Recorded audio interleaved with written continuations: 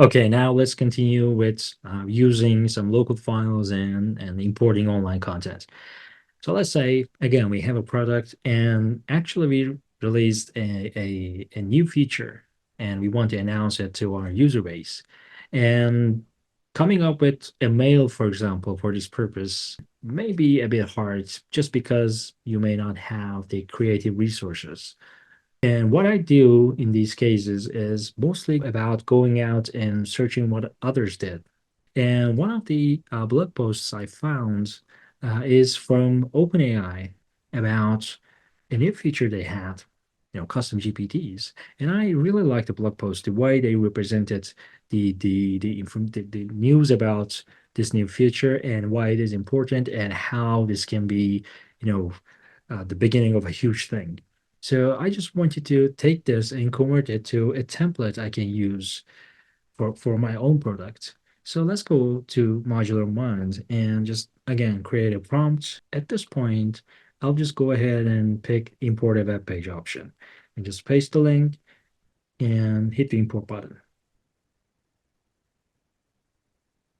What it does is just take that web page and treat it like another prompt we have.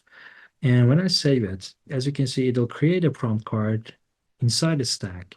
And I'll just call this one um, templates from blog post because I want to generate a template in the format of this blog post so I can use it with my mail. So I'll just add another prompt and say generate a template from this. Let's go and hit the run button.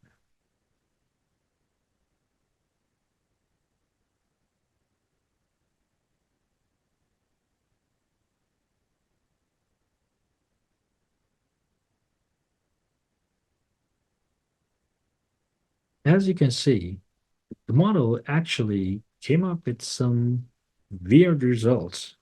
So instead of trying to generate a template, it just wrote whatever it found on the page, like the links it found, like the content it found, and it really didn't do anything about converting this into a template.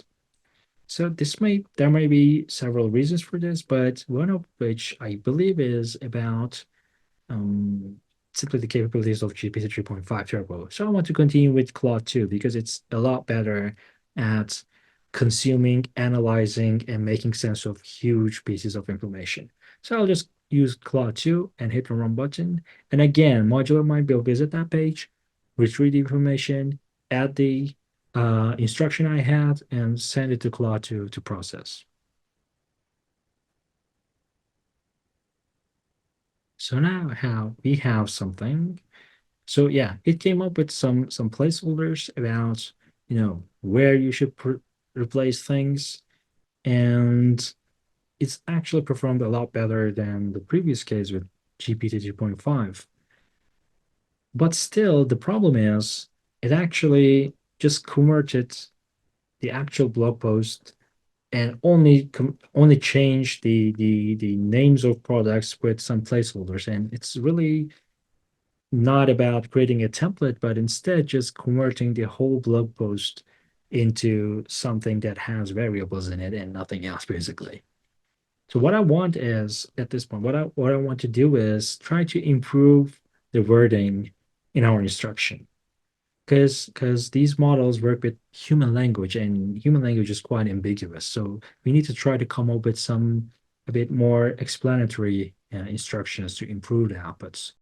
What I will do is first I want to tell the model what this piece of information is about. And I will say here is an example blog post from OpenAI. So model will now be like, okay, I'm ready to hear what OpenAI wrote.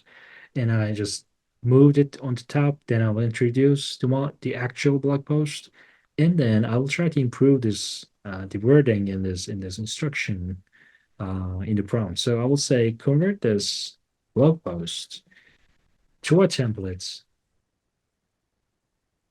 I can use in my mail.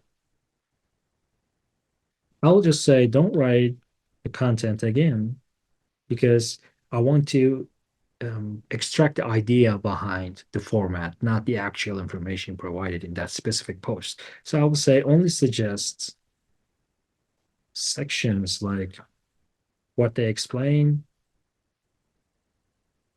or how the contents should be delivered.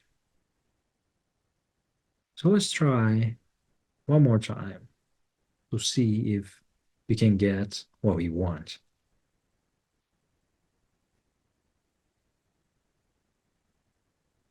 Okay, it's starting to look like what we want because it included some general sections in the mail without just specifically pointing towards the actual content we have in the example mail. So it says we need to introduce our company for some reason and explain the new feature or product we have and just give the key details, then share when it will be available and add some closing remarks basically. So this is a lot closer to what I want. And I actually want to use this template in my mails whenever I come up with some new features for a product. So I'll just add this to my library and say um, feature update mail format. And if we go to our library again, you'll see it is recorded here. And while we are in here, I actually want to import another document, local document that describes the actual update we have about the product. So I'll go ahead and add, click add prompt and choose import a local file. So here is a file about our update named Court Challenge, and it is a feature to allow tennis players to challenge each other and say their match results to appear in the leaderboards. So let's go ahead and open it. And as you can see, it imported the PDF content. And let's say court name this the Court Challenge update. Now, what I want is to write the mail now. So let's go and create a stack by adding a prompt and saying, okay, here is an update for our platform.